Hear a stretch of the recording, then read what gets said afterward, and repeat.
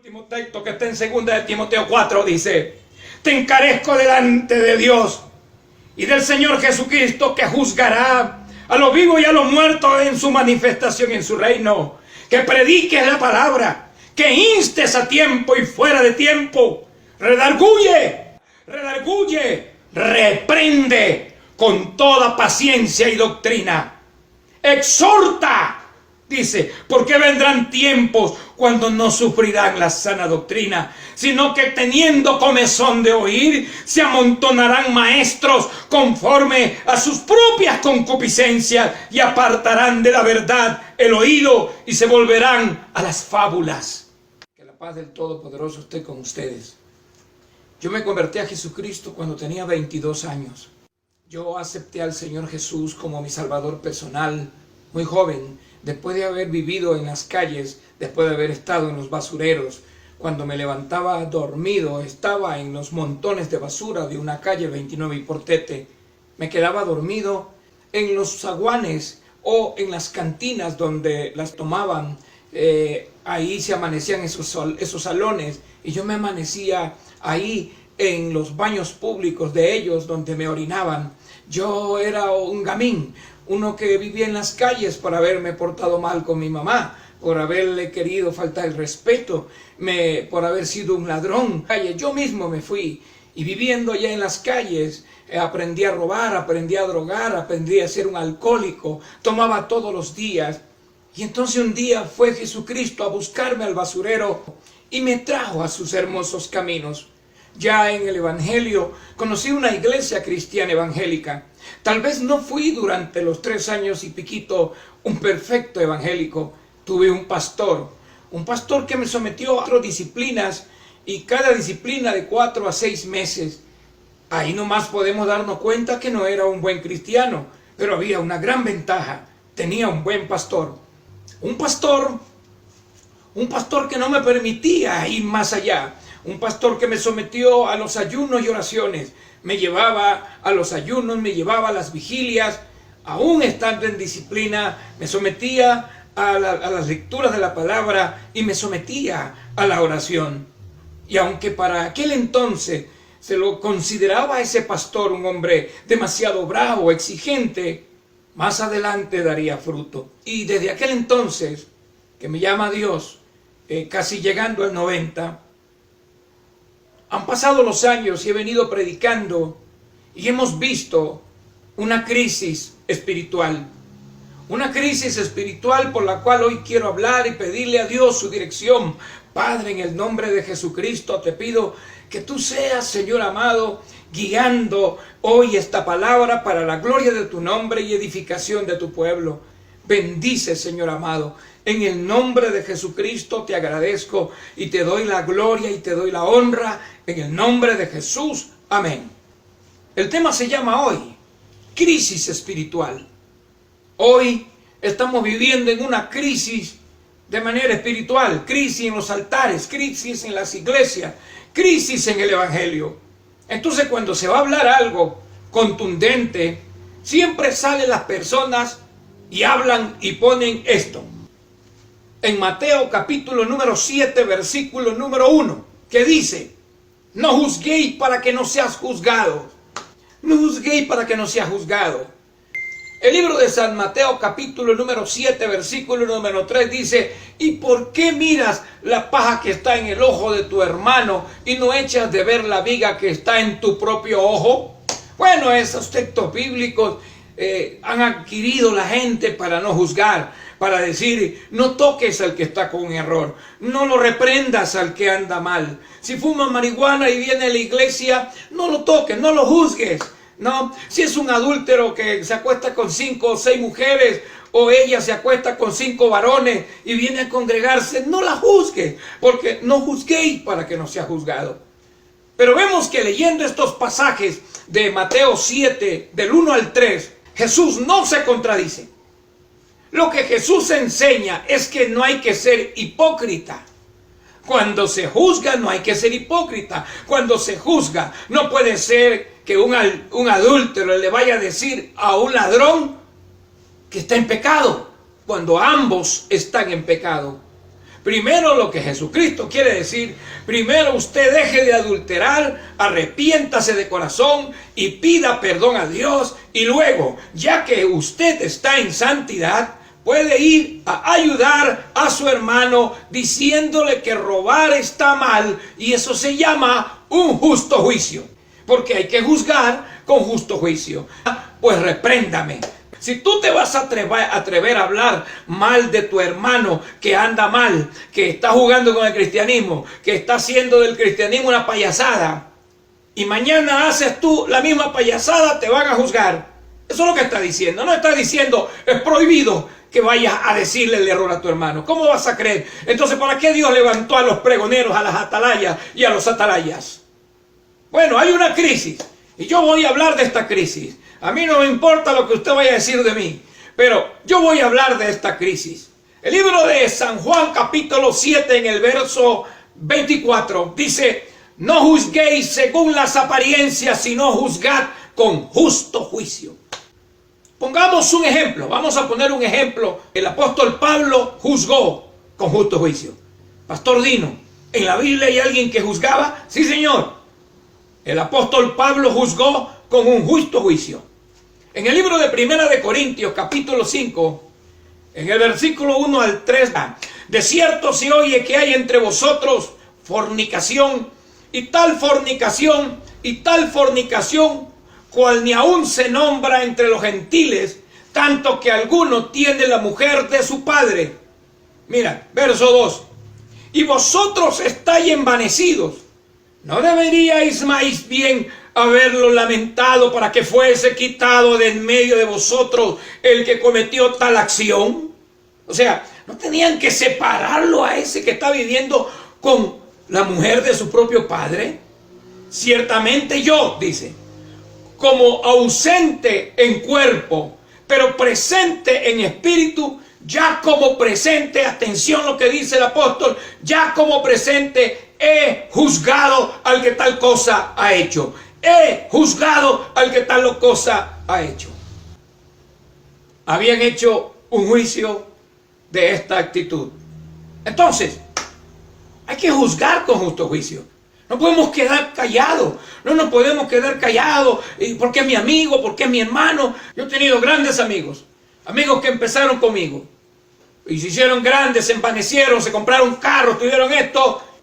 Poderosos. Pero no te dejan fruto. Yo puedo decir, aunque tuve con muchos predicadores, nos rayamos de la era antigua, predicadores peso pesado. Carlos Abril, de una iglesia de 4.000, 5.000 miembros de la Santísima Trinidad en Quito. Discrepábamos de ciertas acciones mías y las de él, pero éramos educados, éramos personas que nos sometíamos a Dios. Jorge Mariscal, que tuvimos con él pequeños roces, pero ese hombre dejó una huella, pues ese hombre dejó pastores, dejó evangelistas, ¿no? Pero esto estamos hablando de una era antigua donde estaba ya, donde la gente le tenía respeto cuando se acercaba a predicar Ernesto Calderón, o cuando Artemio Márquez iba a venir a predicar a la Damasco. Cuídate porque te van a decir la verdad. Y muchos predicadores y pastores tenían recelo de ir. ¿Por qué? Porque de ahí fluía la verdad. Hoy hay una crisis espiritual, ¿no? Hoy para empezar esta crisis espiritual es producto de esto que estoy hablando. No me toques. No juzgues para que no seas juzgados. Entonces, este tema de hoy va a tener dos partes. Y en esta primera parte estamos hablando de esto. Entonces, ¿qué es una crisis espiritual? Crisis, ¿qué significa crisis? La palabra crisis es un cambio negativo, una situación complicada, difícil e inestable durante un proceso. Es una situación caótica, ¿no? Una crisis, un estado temporal de trastornos y de desorganizaciones sociales, económicas, políticas, y yo hoy tomo la espiritual. Total desorganización, total trastorno, un desbarajuste, una crisis que no nos queremos dar cuenta. Ocasionado esta crisis básicamente por una incapacidad de las personas para manejar emocionalmente los asuntos que por naturaleza deben ser normales. Entonces, usted ve por donde quiera esta crisis. Este trastorno y desorganización está afectando la salvación de muchos pueblos del Evangelio. Esta crisis ha afectado porque hay gente que se va a ir al infierno y no lo sabe. Porque hay gente que camina en el error y va al abismo y no lo sabe. ¿Por qué? Porque están errados. Porque han sido mal instruidos, porque sus maestros han sido mediocres, porque sus maestros han sido ciegos, porque sus pastores falsos y sus profetas no han sido correctos, han dado hijos incorrectos, han dado hijos mediocres. Y lo que vemos hoy, no todo por supuesto, pero lo que podemos ver hoy es una crisis. Miembros de las iglesias que no conocen la Biblia, miembros de las iglesias que nunca han escuchado del libro de Apocalipsis, miembros de las iglesias que desconocen qué es el arrebatamiento, qué es el pecado, quién es el diablo, quiénes son los demonios, miembros de las iglesias que no saben qué es el lago de fuego, qué es el infierno, miembros de las iglesias que cuando van a otro lugar son arrastrados porque no les dieron un buen alimento, porque sus pastores o desconocieron de la escatología, o desconocieron del infierno, o no les dio la gana de hablarle, porque tuvieron miedo de que se vayan y se vayan con la plata. Entonces, por eso hoy en día tenemos una crisis, una verdadera crisis de evangélicos que durante esta cuarentena son centenares y cientos los que me han preguntado: pastor, ¿y qué es el infierno? Pastor, ¿y qué es ¿y qué son los dos testigos? Pastor, ¿y cómo es el rapto? ¿Quién es el caballo blanco? Pastor, ¿y existirán los demonios? Y de verdad, mucha gente me ha dicho: pastor, yo estoy congregándome, pero me acuesto con un demonio. Yo voy a la iglesia, como me dijo uno en Guatemala, yo voy a la iglesia, pastor, pero fornico con un demonio. Y no pasa nada, y ya me acostumbré. El demonio me deja en la puerta de la iglesia y yo me voy y soy diaconisa. Mira la crisis espiritual que hay dentro del cristianismo. ¿Por qué? Porque sus atalayas son ciegos. Evangélicos que fornican, que fuman, que drogan y dicen que son salvos. No, yo soy salvo, no hay problema. ¿Sabe que yo me congrego en X iglesia? No tengo problema.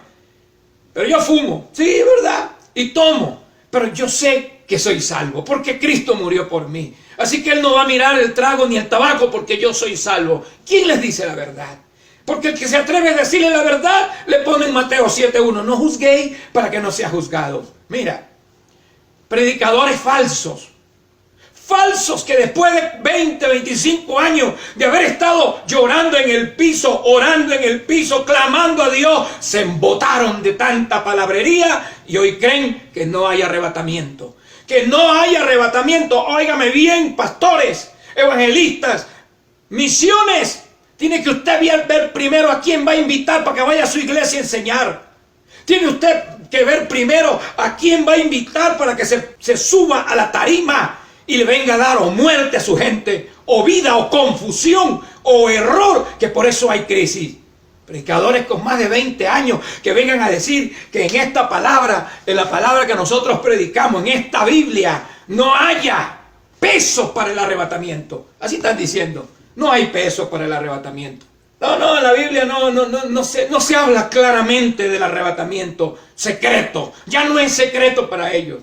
No hay, Dios no es secreto, no hay ningún rapto secreto. Todos los que han creído en el rapto secreto, así dicen, todos los que hemos creído, hoy me doy cuenta, dijo uno ahí en Facebook, hoy me doy cuenta que he estado errado, de que no ha habido ningún rapto secreto. Durante 30 años que he creído en Dios, he estado equivocado, no hay rapto secreto. Y entonces se olvidan que el mismo Jesús dijo: ni la hora ni el día, nadie lo sabe. ¿No? Pero para ellos no hay arrebatamiento. Son tan estudiosos que te han venido a meter una crisis, un veneno, una enfermedad, una infección. Te han venido a meter un virus del error. Y hay muchos que están creyendo la mentira de estos mentirosos y falsos que hoy día apostataron de la fe. Y tú lo ves predicando el evangelio todos elegantes, como que si fueran los que más conocen de Cristo. Ellos son los Elías. Ellos son los que saben de la Biblia. y vienen a darle muerte a los que están aquí. ¿Qué está pasando? Hay hermanos que no van a entrar al reino de los cielos. Créanmelo. Ellos podrán saltar, reírse a carcajada, llorar, hablar en lengua, cobrar los cheques, meterse la plata al bolsillo. Y no me estoy yendo contra diezmo, porque hay otros ladrones que atacan los diezmos, y no porque yo los coja, porque los diezmos que yo he cogido los he puesto, y me están viendo muchos de la congregación que pastoreo, que he apoyado a muchos, no solo un año, durante los 27 años que he sido pastor. Diezmo que he cogido, tenga hermana para su carro, tenga para su taxi, tenga para su comida, tenga para este otro. Así que, pero hay otros que trabajan y que ganan bien, y que tienen que darle a Dios, y ponen en Facebook, no al diezmo. Pastores ladrones. Sí, hay pastores ladrones, pues estamos en crisis. Pero esos ladrones los juzgará Jehová. Tú cumple con tu Dios y punto. Porque tú no se lo das al hombre, así sea que se lo vaya a comer en Chaulafán, en Chaufa. Déjalo allá, Dios le pedirá cuenta. Tú cumple tu deber con Dios. O si no, arranca esa página de la Biblia. Entonces, hay una crisis espiritual. ¿Por qué? Porque ya no hay pastores que sienten a los miembros en sus bancas, sino que de inmediato, es un ladrón que salió de la cárcel, y en lugar de disipularlo en la iglesia, ya lo manda a predicar a los campos. ¿Y qué va a predicar ese hombre si todavía anda con el cordón umbilical arrastrándolo por ahí? ¿Qué va a predicar ese hombre? Tienes que sentarlo en la banca, tienes que sentarlo en la silla, tienes que adoctrinarlo, instruirlo, prepararlo como un buen soldado para que allá no se lo coma el diablo. Pero hoy no hay eso. ¿Verdad? ¿Qué está pasando? Los pastores se enojan con Dios, como uno que se enojó con Dios porque se le fue la mujer y vendió la iglesia, y la iglesia hoy es un antro de bebida y de billar. Que predicadores que para llenarse del Espíritu Santo, dice, hay que llenar a la iglesia del Espíritu Santo, y viene el ciego de las organizaciones, porque hay organizadores ciegos, presidentes de misiones, presidentes de instituciones. No, es que no invitan a esos que están allá, no, eso no lo invita. ¿Por qué? Porque ese es duro, ese es fuerte, ese viene a hablar cosas, porque ese te viene a decir la verdad. A mí no me han faltado campañas, gracias a Dios, durante 30 años. Créamelo, durante hasta cuando empezó la cuarentena estuve predicando, y hay gente que lo sabe. Campañas por doquier quedaron suspendidas por la cuarentena. Pero hay gente que dice, no, a ese no lo invite, porque ese te viene a decir es, invitan entonces a unos que están contagiados del error, ¿no? ¿Y qué vienen a hacer estos?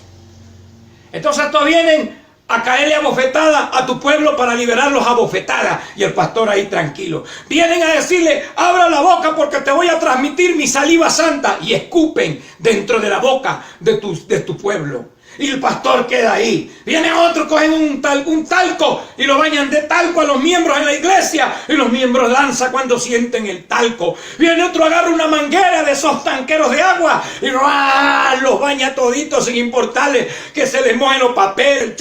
Los baña a toditos porque el Espíritu le dijo que haga eso. Y viene otro y le da un cigarrillo santo, y este tiene que fumar el cigarrillo santo para llenarse del humo del Espíritu Santo. Y los pastores ahí, gloria a Dios. Qué crisis más mortal que el mismo coronavirus está pasando hoy en día. Entonces, hoy podemos ver miembros tranquilos que van a los chongos, se acuestan con la prostituta y creen que son salvos.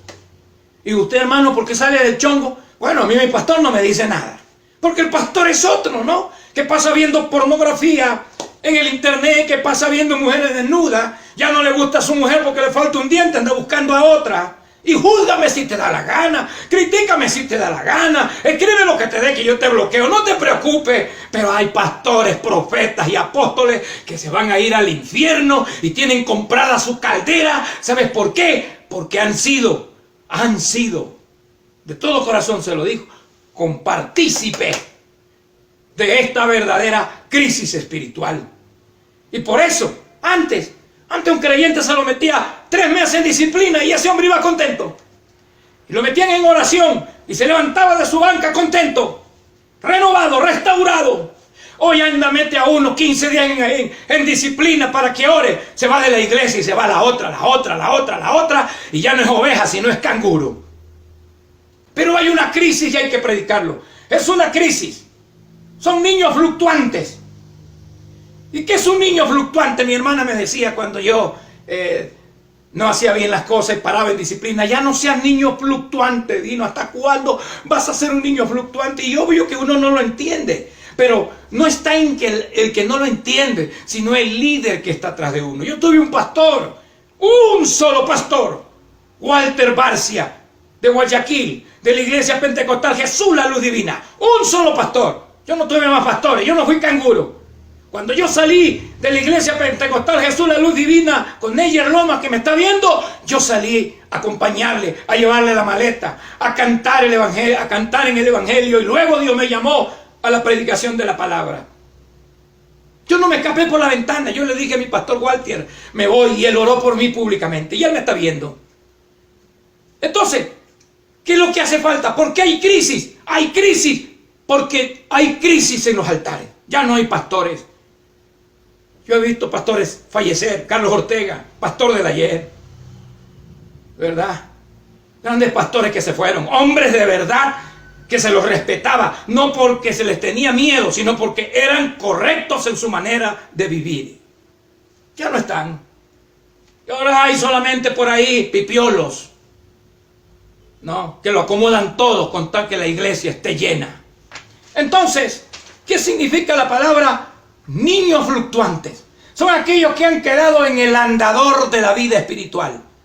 Tienen 30 años y andan en el andador todavía, en el andador espiritual. Algunos cristianos se conforman con la infancia espiritual. Tienen 30 años, pones a dar un texto bíblico, no pueden. Pones a hablar públicamente un cortito texto bíblico, no pueden. Pero tú tienes 25 años, ¿cómo no puedes? Porque siempre ha sido un niño fluctuante, no tuvo líderes. Y si tuvo líderes, eran niños también que no desarrollaron, miedosos, que no hablaron la verdad. ¿Por qué hay crisis espiritual? Hay crisis espiritual porque se copian los conceptos que Dios les da y los desarrollan esos hombres, cambian el concepto que Dios les da y viene otro y se los copia ese error. O sea, copian el error de otro que está en error. Y el que copia se va llevando el papel que cree que tiene la verdad y no sabe que lleva virus, que lleva error por haberle copiado al de allá, que también está en error. Esa es una causa de la crisis de hoy, ¿verdad? Desconocimiento verdadero de la palabra.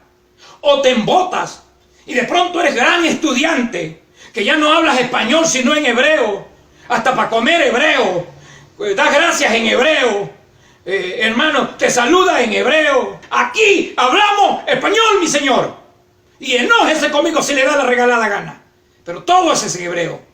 Y entonces la gente no entiende, la gente no sabe, están muy embotados, ¿no?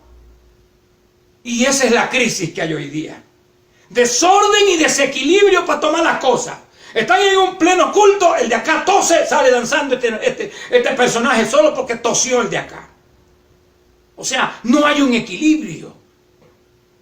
La egolatría del ser que está convencido que lo sabe todo y que en su egoísmo férreo no le importa hablar porque él está en la verdad. Él ha hablado con Dios. Él ha hablado con Dios cara a cara. Él es el único que tiene esa revelación. Y entonces infecta y le mete virus al pueblo de Dios.